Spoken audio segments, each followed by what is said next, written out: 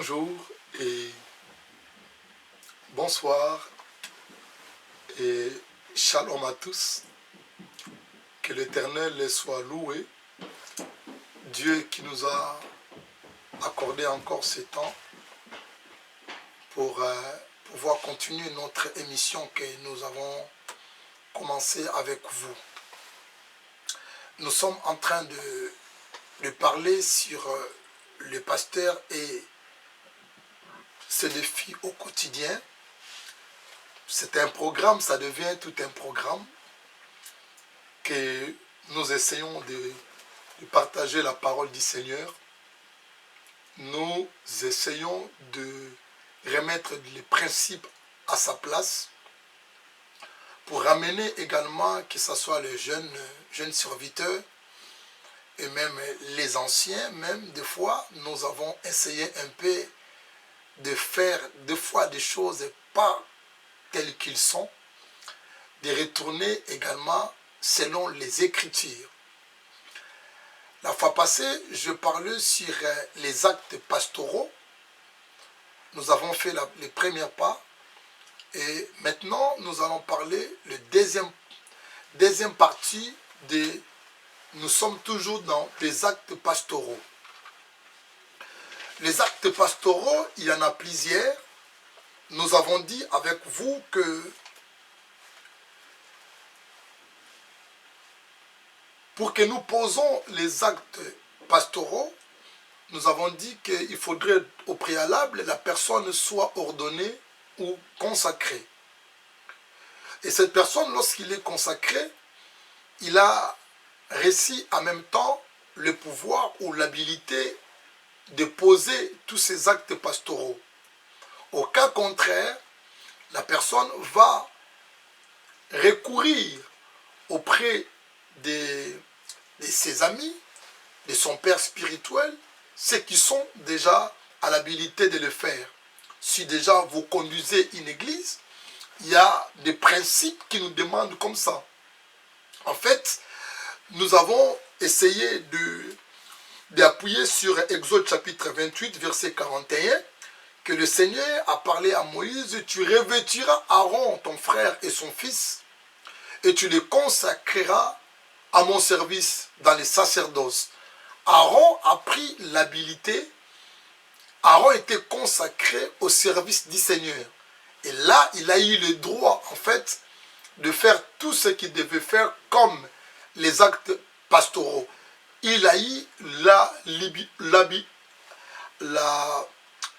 l'habilité de poser les actes pastoraux dans l'église ou dans les sacerdoces, dans la maison du Seigneur.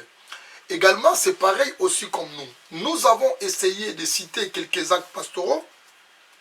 Si vous pouvez suivre dans le première édition ou bien première partie de l'acte pastoraux.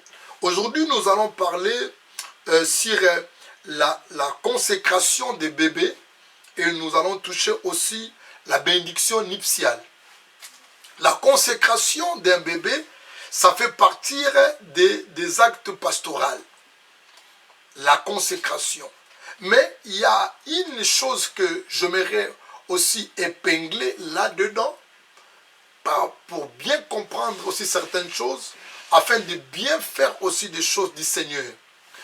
Afin, nous devons comprendre, il y a une consécration des bébés et il y a aussi la bénédiction des bébés. Ce n'est pas pareil, c'est deux choses différentes, mais des fois, nous, les pasteurs, nous faisons des fois une erreur là-dessus. C'est pourquoi cette émission, ce programme est venu aussi en même temps pour ramener chacun d'entre nous, ou certains serviteurs, peut-être par ignorance, ou bien par manque de connaissances, ou bien par erreur aussi, nous pouvons tomber aussi dans cette erreur où la parole de Dieu serait vraiment essayée un peu, ça va être un peu dilué si nous ne faisons pas des choses comme se doit. Il y a une consécration. La consécration est différente que la bénédiction.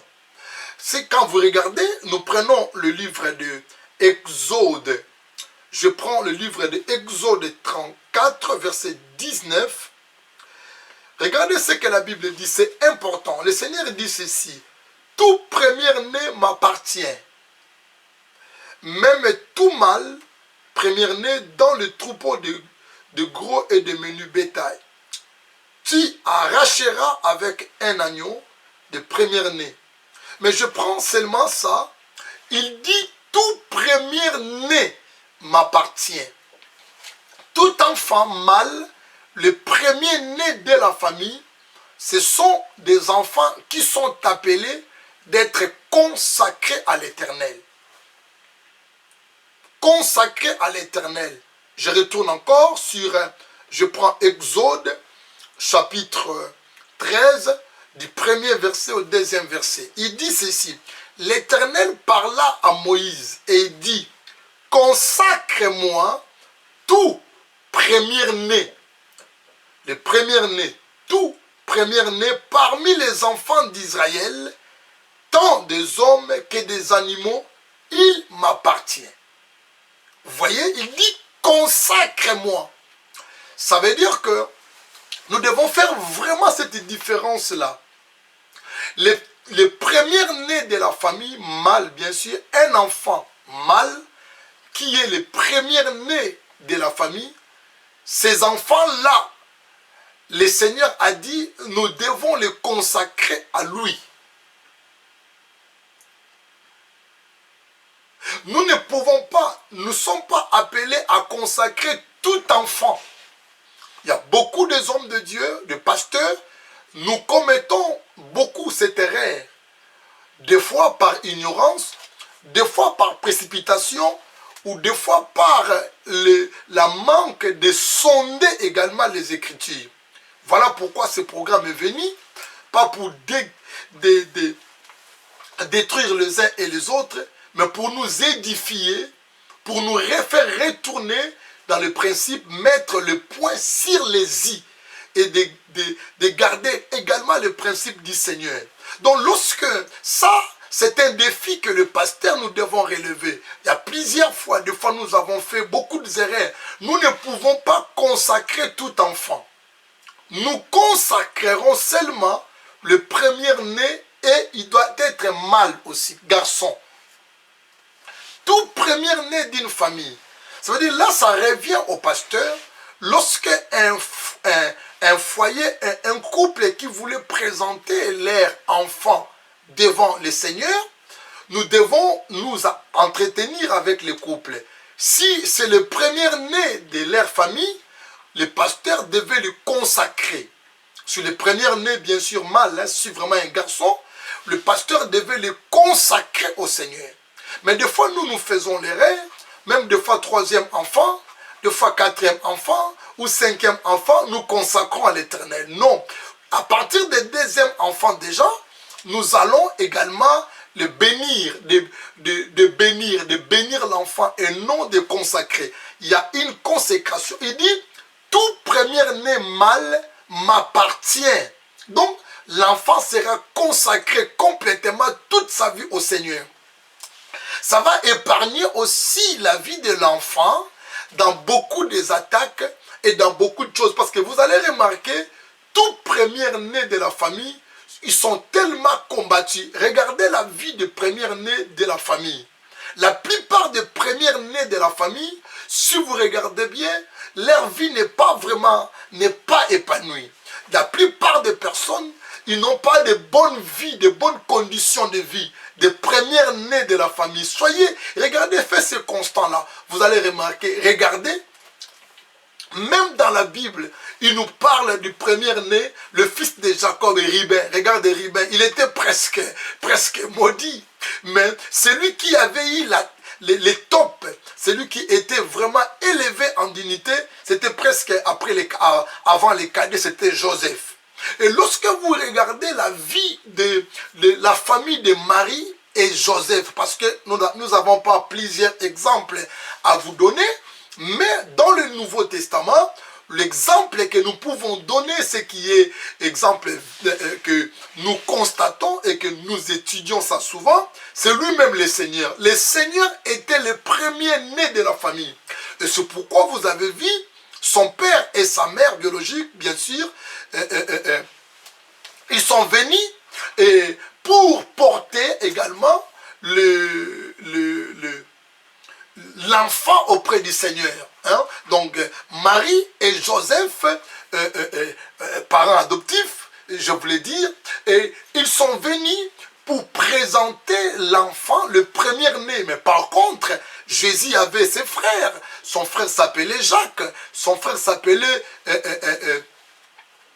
Jode, il avait des sœurs et des frères que la Bible nous démontre. Mais vous n'avez pas vu, la Bible ne nous montre pas là où ses frères et ses sœurs qui étaient consacrés. Donc, nous consacrerons tout premier-né. Et les autres enfants qui suivent les nés, ceux qui suivent les nés, ce sont des enfants qui sont appelés à bénir. Donc, Luc chapitre 2 nous a parlé de ça aussi. Hein. Luc chapitre 2, je veux mentionner ça. Luc chapitre 2, vous allez constater avec moi, il dit ceci. Regardez ce que dit. Je prends quand même verset 22, Luc chapitre 2, verset 22 à 23. Il dit ceci. Et quand le jour de l'herbe purification furent accomplis, selon la loi de Moïse, Joseph et Marie le portèrent à Jérusalem pour le présenter au Seigneur, pour le consacrer en fait au Seigneur, suivant ce qui était écrit dans la loi de Moïse, dans la loi du Seigneur. Tout mâle premier-né sera consacré au Seigneur. Tout mâle premier-né sera consacré au Seigneur. Il n'est pas encore trop tard.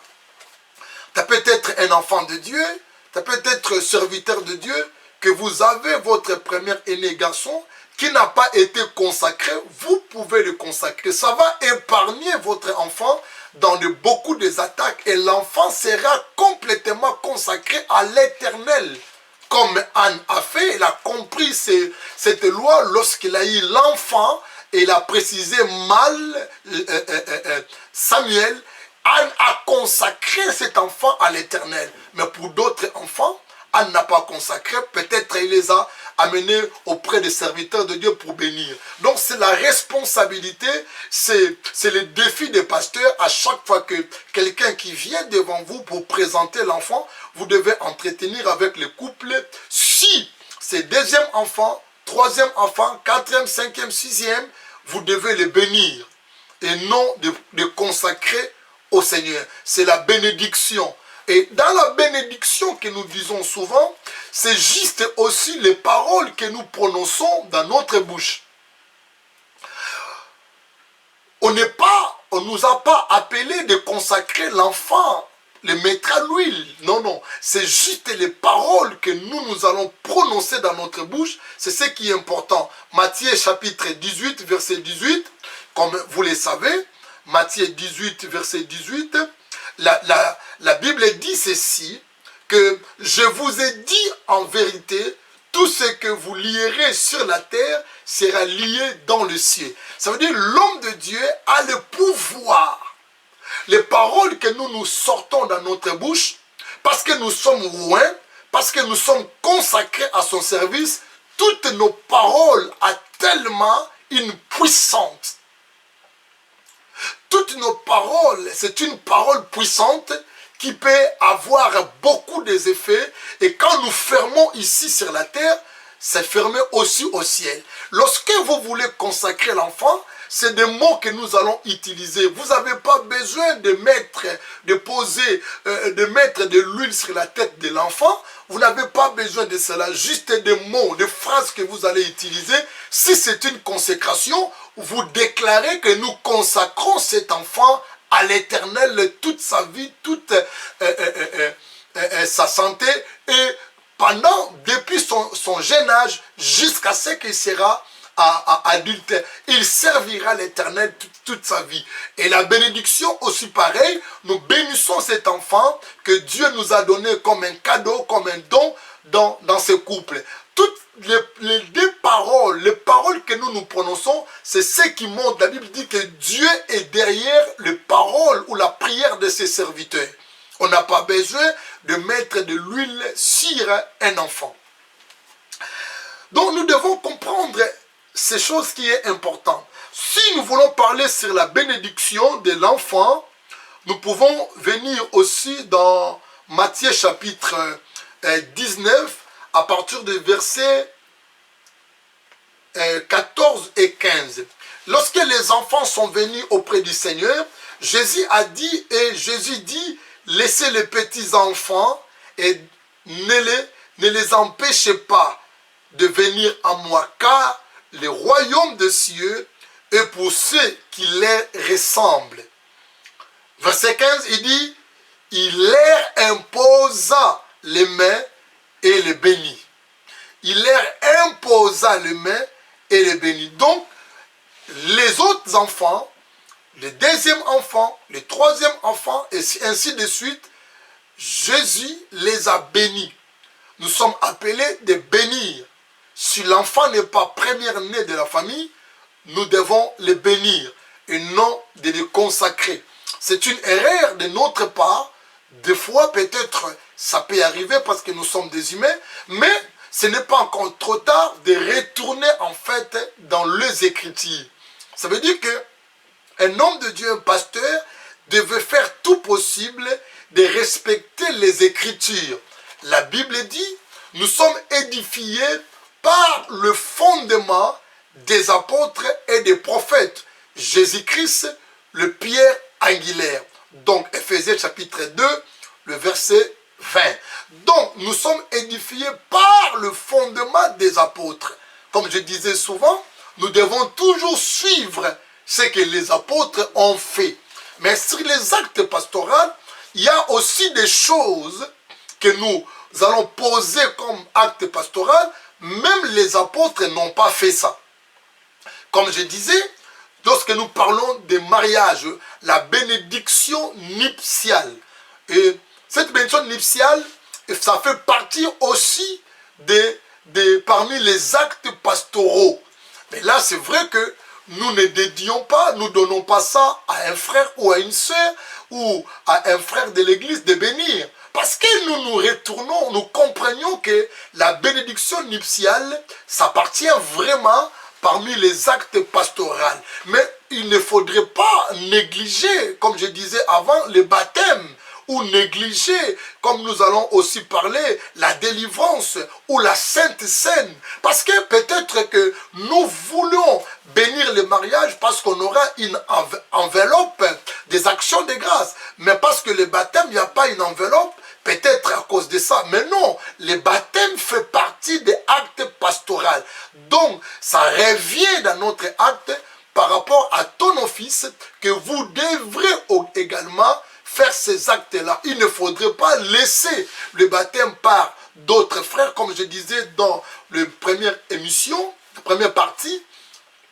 Si nous avons 2 ministres, 3 ministres dans l'assemblée, bien bon, vous pouvez déléguer d'autres ministres de le faire. Mais si vous êtes seul, le ministre de Dieu, pasteur, apôtre, docteur, évangéliste, prophète, vous êtes seul dans l'assemblée, c'est vous les pasteurs, c'est vous l'apôtre, c'est vous les ministres de Dieu que vous devez s'occuper de tout ce qui est actes pastoraux. Donc vous allez regarder dans la bénédiction nuptiale, nous devons comprendre également qu'il y a aussi un défi à relever.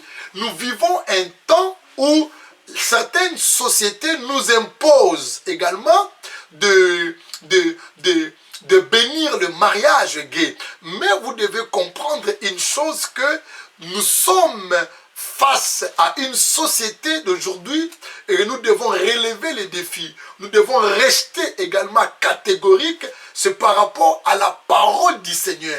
L'Éternel Dieu a formé l'homme et la femme. La Bible dit, Dieu créa l'homme et la femme. Nous sommes déjà dans le livre de Genèse. Dans le livre de Genèse, nous pouvons dire aussi dans le chapitre 2, verset 22, verset 23. L'Éternel Dieu forma une femme à à la cote qu'il avait prise à l'homme. Dieu forma l'homme et la femme. La première caractéristique des gens de mariage, selon la volonté de Dieu, selon le mariage selon Dieu, c'est l'homme et la femme. Ça, c'est un défi lorsque même le frère ou des personnes qui ont le même sexe qui vient vers vous tant que pasteur, vous ne pouvez pas le bénir, vous ne pouvez pas unir ces mariages. Pour nous, pour les seigneurs, ce n'est pas un mariage. Donc c'est un défi à relever tant qu'un homme de Dieu. Parce que lorsque nous sommes consacrés, nous sommes appelés de faire les choses de Dieu telles qu'ils sont écrits. Donc ça fait partie des actes pastoraux et les apôtres n'ont pas fait. C'est vrai, vous ne trouverez pas également là où les apôtres étaient en train de bénir les mariages. Mais l'apôtre Paul donnait des conseils. On parle de Matthieu aussi. Moïse a parlé aussi des mariages. Matthieu a répété cela aussi. L'apôtre Paul nous a parlé des mariages, que le mariage soit honoré de tous. Mais vous ne trouverez pas vraiment l'endroit où les apôtres est en train de bénir le couple. Mais nous faisons référence toujours, notre référence c'est le livre de Genèse, chapitre 1er, verset 26 à 28. La Bible dit, Dieu les a bénis, il a dit, soyez féconds et remplissez la terre. Donc nous nous référons toujours dans ces versets-là, comme nous disons, donc nous prenons ces versets-là et c'est là où nous sommes en train de baser. Pour ce qui concerne les protocoles de mariage, on n'a pas vraiment de protocole. Nous pouvons faire comme vous voulez. Ce qui est important, que les mariages soient bénis à bonne et due forme, hommes et femmes. Mais tout ce que nous complétons là, nous disons là, ce sont des choses que nous avons trouvées ça ici dans le monde, souvent beaucoup plus catholiques, hein, mais c'est là, quand cela ne tienne, parce que ça fait partie aussi du protocole, mais le protocole de manière biblique, il n'y en a pas. Donc, on ne nous a pas donné vraiment de protocole, comment on peut bénir les mariages, comment on peut faire. Non, nous prenons, le Seigneur a pris l'homme et la femme, il les a bénis. Et la bénédiction que nous faisons, comme je disais, que les paroles qui sortent de nos bouches, c'est une parole puissante. Le pasteur, vous devez se méfier de temps en temps à utiliser souvent de l'huile parce qu'on dirait que les paroles n'ont pas le pouvoir. La Bible dit Dieu a créé ce monde par sa parole. Jean chapitre 1, verset 1, il dit au commencement, Dieu créa le ciel et la terre. Toutes choses ont été créées par lui. Au commencement, c'était la parole. La parole était avec Dieu et la parole était Dieu. Jean 1, 1. Même Genèse, il dit Dieu a créé toutes choses par sa parole. Il a appelé des choses qui n'ont pas existé et des choses viennent en existence. Donc, même pour bénir un mariage, on a seulement besoin de ta parole, de tes mots. Les mots que vous allez utiliser est tellement puissante. Les paroles que nous allons utiliser est tellement puissante. Le mot est puissant. Ce que nous disons. Regardez la vie d'Élie. Élie a fermé les ciels pendant 3 ans et demi. Il n'a pas utilisé de l'eau, il n'a pas utilisé de l'huile, il n'a pas utilisé de sel, mais il a utilisé que la parole. Lorsque vous êtes consacré au service du Seigneur, vous devez faire très attention vis-à-vis de nos paroles. La parole est tellement puissante. Donc vous pouvez dire quelque chose et ça peut arriver parce que tu es loin de Dieu. La bénédiction de mariage, ça demande tout simplement une déclaration de la parole. La bénédiction de l'enfant, ça demande la parole, déclaration de la parole des serviteurs de pasteurs. La consécration d'un enfant, ça demande aussi la parole et non pas besoin de l'huile. Donc nous devons vraiment, c'est un défi à relever, ce n'est pas encore trop tard. Si nous avons commis des erreurs, les erreurs ont été faites aussi pour les hommes. Mais nous devons se corriger pour que nous puissions faire bien des choses et montrer aussi aux futurs ministres qui vont nous suivre demain afin de faire des choses comme ils sont. comme je disais ici, regardez ce que Dieu dit ici dans Matthieu 18, 18. Il dit ceci, il dit, ce que je vous ai dit. Donc, il a dit à Pierre, je vous donne la clé. Je vous donne la clé, le pouvoir. Il dit, ce que vous lierez sur la terre, ce que vous allez fermer ici sur la terre. Donc, si vous déclarez que vous êtes maintenant homme et femme mariés, je déclare selon la volonté et selon l'autorité que Dieu nous a confiée. Et cette parole-là est fermée aussi dans le ciel.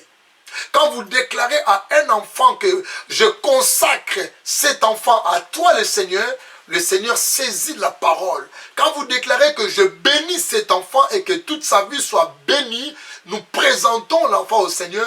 Le Seigneur, il prend acte de ces mots que nous utilisons, de cette parole que nous disons. Donc, c'est très important. Vous devez faire très attention. C'est pourquoi il dit ceci, la vie et la mort sont au pouvoir de la parole, de nos langues. Donc, la parole d'un homme de Dieu est tellement puissante. Confiez-vous également à ce qui sort de votre bouche. Et ce qui est important. L'huile ou d'autres choses, par inspiration de Dieu, on peut utiliser, mais pas pour les consécrations de l'enfant, pas pour consécration du mariage. Donc, il y a aussi, l'huile est réservée pour d'autres choses. Mais nous ne pouvons pas utiliser l'huile à chaque fois. Il faudrait vraiment être inspiration ou soit vraiment beaucoup plus pour les malades, que comme les Écritures nous montrent, ou pour les consécrations d'un ministre de Dieu. Que Dieu vous bénisse. À très bientôt. Je vous invite à vous abonner et partager l'émission pour édifier les uns et les autres. À très bientôt. Au revoir.